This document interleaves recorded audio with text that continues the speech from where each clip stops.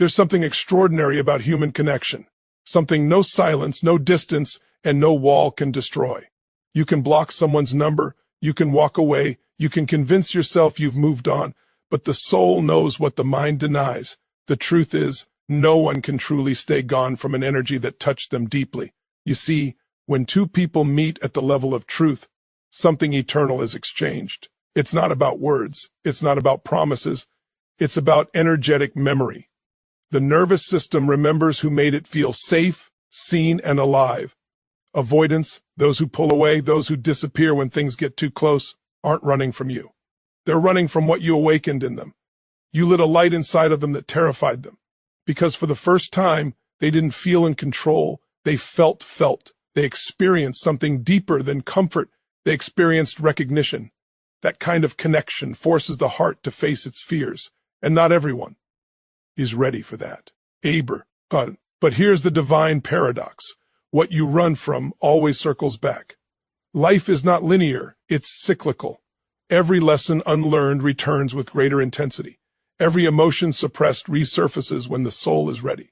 The avoidant says, I'm done. They convince themselves they've closed the door, but the universe doesn't operate on human logic.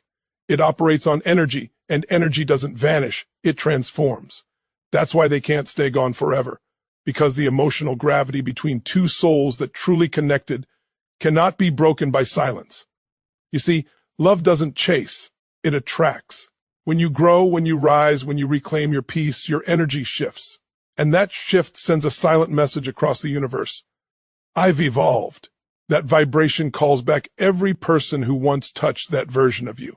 They feel it, sometimes in dreams, sometimes in quiet moments when life slows down. And something in them whispers, go back. But here's where your pow lies. It's not in their return. It's in who you've become while they were gone. Because their absence wasn't punishment, it was preparation. Life separated you so you could heal the parts of yourself that still needed validation, approval, or control. So when they return, and they will, you no longer need them to complete you. You can meet them not from fear, but from fullness. Remember, the return isn't always about romance. Sometimes it's closure, sometimes it's reflection, sometimes it's the universe giving you the chance to see what you once begged for and realize you no longer need it. That's true freedom. That's divine growth. So if you're listening to this and you're missing someone who walked away, stop waiting for their footsteps. Build your kingdom. Heal your heart. Expand your light. Because the more whole you become, the more undeniable your presence becomes. And sooner or later, those who once avoided the light will find their way back. Not because you called but because your energy never left them. They can't stay gone forever. Not from truth, not from growth, not from love that awakened their soul. Fingerprints on your skin, they leave an imprint on your spirit. That's why even in their absence, you still feel them. The connection hums quietly in the background of your life, like a song you can't quite turn off. It's not obsession, it's resonance. And for the avoidant, that resonance is even stronger, because they've spent their lives trying to outrun feelings that feel too big to manage. They crave closeness, but the moment it arrives, their nervous system interprets it as danger. So they run, not from you, but from themselves. Yet in their running, they carry the energetic memory of you with them. That's the paradox. The very thing they try to escape becomes the thing they can't forget. Because when two energies intertwine at the level of truth, separation doesn't erase the imprint, it amplifies it. The silence becomes charged. The distance becomes magnetic. Every person they meet afterward becomes a mirror that doesn't quite reflect what they saw in you. Every connection feels flatter, quieter, safer, but not alive. Because you weren't just another experience. You were a frequency, a vibration that woke something dormant inside them. And that's not something time can fade. This is why so many people say, I don't know why I can't stop thinking about them, or it's been months and I still feel their presence. It's not weakness, it's energy. It's what happens when two souls share a moment of truth, when masks drop, when hearts open, when fear momentarily dissolves. The human heart records that moment like sacred data. The nervous system stores it as safety, love, connection. You don't forget it because at your core, That's what you're made for. Brewery. Now imagine being the avoidant in that equation. Their mind tells them to detach, to stay independent, to keep control. But their subconscious, the deeper part of them, is still tethered to the one person who felt like home. They can change cities, switch relationships, distract themselves with work or plea. Azure. But energy doesn't obey geography. Energy obeys truth, and truth always finds its way back to itself. So when they think they're gone, when they think they've shut the door, the imprint remains. In quiet moments it whispers. In dreams it visits. In the silence it calls. And no matter how strong their walls are, the vibration of that connection keeps pulsing underneath it all, reminding them of what's real. That's why they can't stay gone forever, because even if they never speak again, even if life moves on, the bond is stored at a cellular level, not to haunt them, but to awaken them. When love is authentic, it doesn't need to be held onto. It simply is. It lives in the unseen. It lives in the way you grew because of them, in the way they began to see themselves differently because of you. It's a spiritual imprint, one that time doesn't erase, but rather integrates. And so no matter how far they run, that energy calls them home. Because what was real between two souls can be undone by fear, ego, or distance. It's not attachment, it's remembrance. It's not fantasy, it's frequency. And in the end, that frequency always finds its way back to harmony. The avoidant doesn't leave because they don't care. They leave because they care too deeply. Their withdrawal isn't a rejection of you. It's a desperate attempt to manage the flood of emotions they don't know how to contain. To understand an avoidant is to see through the lens of fear disguised as control. They were taught, often unconsciously, that vulnerability equals danger. Somewhere in their past, closeness was met with pain, disappointment, or suffocation. So now, when someone shows up and offers real intimacy, their mind interprets it as a threat, not because you did something wrong, but because love awakens the very wounds they've spent their life trying to numb. It's easy to mistake their distance as indifference, but beneath that calm, detached exterior is a storm of unspoken emotion. They feel more than they show. They love harder than they admit. But every time their heart starts to open, their defense mechanisms rush in like soldiers protecting a fragile kingdom. They pull away not to hurt you, but to survive what feels like emotional chaos. To them, distance equals safety. They believe that control will keep them from losing themselves, and yet it's that same control that leaves them feeling empty. When they meet someone who truly sees them, someone who listens without judgment, who loves without condition, it shakes their entire foundation, because suddenly they're not being chased or criticized, they're being understood. And that's terrifying, because to be understood means being seen. To be seen means being vulnerable. And to be vulnerable, for the avoidant, feels like standing on the edge of a cliff with no safety net. So they retreat. They say, I need space, or I'm not ready, or this is too much. But what they really mean is, I've never felt this before, I don't know how to handle it. Avoidance isn't the absence of love. It's the fear of losing control in love. It's the belief that if they let someone too close, they'll lose their independence, their identity, their sense of safety. But here's the beautiful irony. The very connection they run from is the one that holds the power to heal them. Because love, when it's real, doesn't trap you. It frees you. It doesn't demand, it invites. It doesn't suffocate, it expands. And when the avoidant finally begins to understand that, their walls start to soften. But that understanding doesn't come through chasing or convincing. It comes through presence, through showing them that connection doesn't have to mean chaos. It means being there without pressure. It means allowing them to come toward you in their own time. Because every time you meet their distance with peace instead of panic, you reprogram their nervous system. You show them a new pattern, that love can coexist with freedom. Warka, Ev. Eventually, they realize that no matter how far they run, they can't escape what's within them. The connection doesn't vanish because it wasn't built on need, it was built on truth. And truth always waits. The more they run, the louder that truth echoes. The quieter their world becomes, the more they hear the heartbeat of what they left behind. It's not your words that haunt them, it's your energy. It's the memory of safety, of understanding, of stillness in your presence. Avoidants don't stay gone because they forget. They stay gone because they're afraid to remember. They're afraid to feel what you made them feel. But over time, avoidance turns into exhaustion. They get tired of running, tired of pretending, tired of living half alive. And that's when something begins to shift. The same love they once feared starts to call them home. Not as a threat to their freedom, but as the gateway to it. Because when you've spent your life running from closeness, the greatest peace you'll ever now is realizing that you don't have to run anymore. And it's not the words that bring them back, it's the realization that what they fled from was never danger. It was love itself. Love has a pull that defies logic. It doesn't operate on timelines, rules, or reason. It's not a formula to be solved. It's a frequency that resonates between souls. When two people connect at that level, something invisible forms between them, a current of emotional gravity. It's not loud, but it's powerful. It's the reason why someone's presence can calm you more than words ever could. It's why you can feel their energy even when they're not in the room.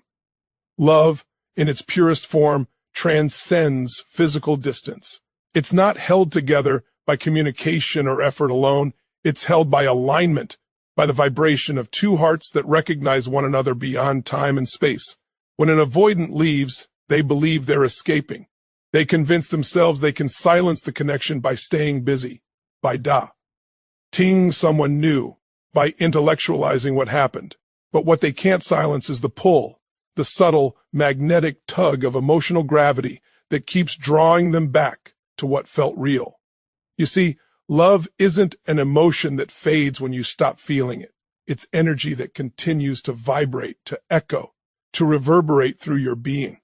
When you've met someone whose soul mirrors your truth, there's no deleting that imprint. You can bury it under distractions, but you can't erase it.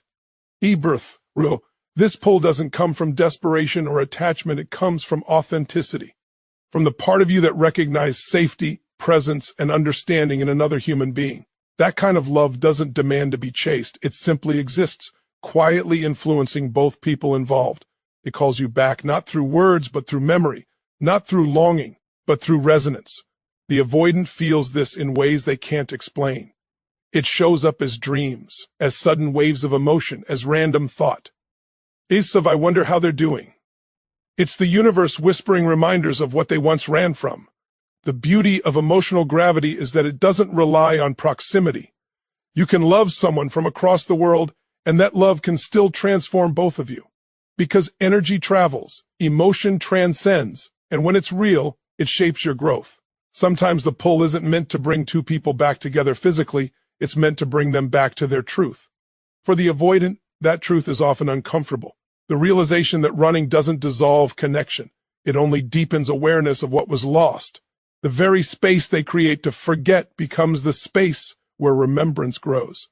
They feel it most in stillness, when the noise of the world quiets down and the heart has no distractions. That's when the gravity hits. They begin to wonder why the memory still feels alive, why your energy feels closer than ever, even though you're far away. And it's because love doesn't need proximity to exist. It only needs resonance. It's not a matter of thinking about someone. It's about feeling them. It's the warmth that rises when their name crosses your mind. It's the peace that fills you when you finally stop resisting the connection and simply allow it to be. For the avoidant, that moment of surrender is powerful. It's when they stop running long enough to realize that what they've been avoiding isn't a person. It's their own capacity to feel. The pull they sense isn't about going back. It's about going deeper within themselves. It's love's way of saying, you're not done yet. And that's why they can't stay gone forever. Because love, when it's real, has an intelligence of its own. It knows how to find you, how to remind you, how to draw you toward what's unfinished. No matter how far they travel, emotional gravity brings them back, not always to the relationship, but to the lesson, to the healing, to the truth of who they became when they loved you. Authentic love isn't about ownership or permanence. It's about awakening. It's about recognizing that what connects two souls is not desire, but destiny, and destiny always finds its way home. What's unhealed will always find its way back to the surface. You can bury it under logic, suppress it with distractions, and mask it with confidence. But the heart is relentless in its pursuit of wholeness. Avoidants don't disappear because they've resolved their feelings. They disappear because they can't face them.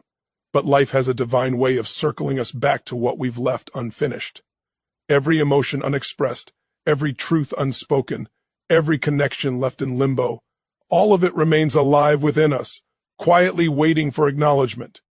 You can run from people, but you can't outrun the emotional energy you share with them. The avoidant silence is never empty. It's full of the things they're trying not to feel. They think that distance will give them peace, but distance only gives tea. The illusion of safety. Time doesn't heal what's unprocessed. It simply hides it until something, or someone, triggers it again. The connection they tried to escape becomes the mirror they can't avoid. A song, a scent, a phrase, a random moment in the middle of an ordinary day can awaken everything they thought they'd buried. That's not coincidence. That's the universe reminding them that the lesson isn't over. Avoidants are experts at emotional escape. They intellectualize, they minimize, but logic's teacher.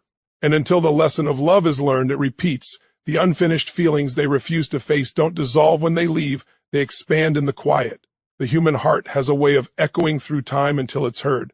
That's why even after months or years, they can still feel the same emotional pull. It's not obsession, it's unfinished energy. Healing demands confrontation, and avoidance is the opposite of confrontation. Why? Life doesn't allow permanent avoidance. It will orchestrate experiences that force them to face themselves. They'll meet new people who trigger the same fears, the same walls, the same longing for closeness, followed by the same instinct to retreat. And with each repetition, the truth becomes harder to ignore. The issue isn't the person they left, it's the part of themselves they're disconnected from. The soul is always seeking resolution. When two people connect deeply and then separate without true closure, something remains incomplete. That incompleteness hums beneath the surface, guiding their experiences until they circle back to awareness. Sometimes it brings them back to the person, other times it brings them back to themselves. But either way, the purpose is the same: evolution. What they ran from becomes their teacher. The emotions they avoided become the keys to their freedom. That's why avoidance can't stay gone forever, because avoidance is resistance, and resistance always creates tension. That tension builds over time until something breaks. The pattern, the wall, the illusion of control, and when it does, they begin to feel everything they once numbed. The missing, the regret, the love, the curiosity. It all returns, not to punish them, but to heal them. Life is generous like that. It keeps giving you chances to finish what you started. Sometimes the return isn't even physical. It can be emotional or spiritual. A sudden moment of clarity, a realization that what they left was real. They might not reach out right away, but something inside of them shifts. The soul begins to stir with remembrance, and that stirring is what brings them home. Because what's unresolved must be resolved, and love has the patience to wait until it is. Every separation holds a sacred purpose. It exposes what still needs healing, what still needs understanding. For the avoidant, that realization often arrives quietly, in solitude, in reflection, in the stillness of a sleepless night. And in that moment, they recognize that leaving didn't close the chapter, it only paused it. The story continues until peace is found. Because what's unfinished doesn't disappear. It transforms, it evolves, and eventually it returns, asking to be seen one final time so that both souls can move forward lighter, freer, and finally whole. Even in silence, energy speaks louder than words. Every human being carries a frequency, a vibration that reflects their emotional state, their self-worth, their peace, or their pain. You don't have to say anything for someone to feel you.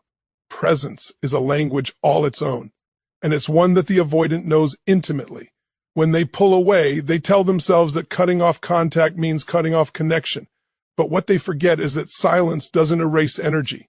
It amplifies it. The more they try to forget, the louder the echo of your presence becomes. Because energy doesn't disappear when communication stops.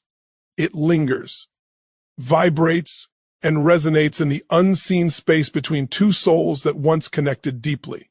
When you heal, when you shift, when you rise, that change doesn't go unnoticed by the people energetically tied to you. Your peace becomes magnetic. Your self-assurance radiates differently. Your light begins to hum at a new frequency, and without realizing it, the avoidant starts to feel that shift. They may not consciously know why they suddenly think about you again, but at a soul level, they sense it. That's the beauty of energy. It transcends logic. You can't fake it and you can't hide it. The vibration of peace is powerful, and it calls out louder than words ever could. Many people believe that power lies in pursuit, in chasing, convincing, or demanding closure, but real power lives in stillness. It's in your ability to hold your energy steady even when someone walks away. Because when you no longer need to prove your worth or beg for attention, your vibration changes. You become the CALM in a world full of noise, and calm is irresistible to those who live in internal chaos. The avoidant, no matter how detached they appear, can't help but feel drawn toward that calm. It's the very thing they crave, but can't sustain within themselves. When you remain centered, you become a mirror of what's possible, a reminder that love doesn't have to be chaos. That connection doesn't have to mean losing oneself, and your energy teaches that lesson far more powerfully than any conversation could. The avoidant feels it in the quiet. They feel it when they think of you and realize the emotional charge is different. They feel it when they try to move on and discover that nothing feels as alive, as balanced, or as peaceful as what you offered. Not because of what you did, but because of who you became. Ibrahu energy doesn't lie. It carries truth in ways the mind can't analyze. And when your truth is rooted in peace, it becomes an open invitation, not a demand, but a reminder. It whispers ins. Teed of shouts. It doesn't pull, it attracts. That's why when you detach with grace, when you love without clinging, when you let go without resentment, the energy between you and the avoidant starts to purify. The heavy cords of attachment dissolve, and what's left is clarity, and clarity is magnetic. The avoidant feels that openness is an emotional pull, not because you're waiting, but because you've transformed. That's the secret power of presence. You can communicate love, forgiveness, and freedom without saying a word. You can make someone feel your growth from miles away. And when your vibration rises high enough, it triggers something inside of them, a remembrance of what truth felt like. That remembrance is what draws them back. Not because you're chasing, but because your energy calls them to face what they ran from. At the deepest level, the human soul is wired to seek resonance. We're all drawn to the frequencies that feel like home. When you rise above fear, scarcity, and need, your presence becomes that home, not just for them, but for everyone who crosses your path. And while the avoidant may resist it at first, life has a way of bringing them back into that energy, not to restart the old story, but to feel what real alignment feels like. Because in the end, it's never your words that bring someone back. It's your energy, calm, grounded, radiant, silently reminding them of what truth feels like. When they return, it's not just about rekindling love, it's about evolution. The return is a mirror, not a moment. It's the universe's way of showing you how far both souls have come since the separation. For the avoidant, it's rarely about missing the comfort. It's about realizing what the connection revealed in them. The love they once feared begins to feel less like a threat and more like a teacher. The very emotions that made them run are now the same ones calling them back, not to repeat the past, but to face it consciously. That's why the return, and it happens, feels different. It's quieter, humbler, and often filled with reflection rather than romance. Because love, when it's real, evolves into awareness. With the separation was never punishment. It was preparation. It gave both people the space to confront their patterns, their fears, and their unfinished stories. The avoidant needed to meet themselves in solitude, to realize that independence without intimacy is emptiness. And you, on your side, Needed to learn that love without self-respect is imbalance. The distance forged transformation, and transformation is what makes the return meaningful. Because when two people come back together from a place of growth rather than need, the energy shifts. It's no longer about completing one another. It's about complementing each other's wholeness. Sometimes the return is physical, a text, a call, a chance encounter that reignites old memories. Other times it's spiritual, a silent moment of forgiveness, a feeling of closure, and understanding that you no longer carry resentment. Both are sacred, because the true return isn't always about rebuilding the relationship. It's about reclaiming your power from the story. The love that once broke you becomes the catalyst that built you. The person who triggered your deepest wounds becomes the reason you finally learn to heal them. And in that realization, there's freedom. We avoidants often return when life has stripped away their distractions. When the noise quiets, the soul begins to speak. They start to see that what they avoided wasn't the other person. It was intimacy with themselves. The love they ran from was the reflection of their own unhealed heart. And once they face that, something inside of them softens. They no longer seek control. They seek connection. That's when the return becomes a bridge, not back to the past, but toward a new understanding of what love can be. For you, the one who stayed, the return is also a test. It asks, have you truly evolved, or are you still seeking validation from the one who couldn't give it before? Growth means you no longer need their presence to feel whole. It means you can welcome them without expectation, love them without losing yourself, and release them without pain. The energy between you transforms from longing into gratitude. Gratitude for what was, for what it taught you, and for what it awakened within you. When love returns after growth, it carries a different vibration. There's peace where there was once tension. There's honesty where there was once fear. There's understanding instead of blame. Because the return is not the end of the journey. It's the evidence that the journey worked. It's proof that the connection had a purpose larger than comfort or companionship. It was meant to expand both souls, to awaken truth, and to teach what no other relationship could. Whether they stay or go again doesn't matter as much as who you become in their presence. The purpose was never to hold them forever. It was to evolve together, even if that evolution meant walking separate paths. Because some people return not to stay, but to reflect the light that was born from their absence. They come back to acknowledge what was real, to recognize your growth, and to honor the bond that changed both lives. And in that moment, you understand. They didn't come back to complete you. They came back to remind you that you were always complete.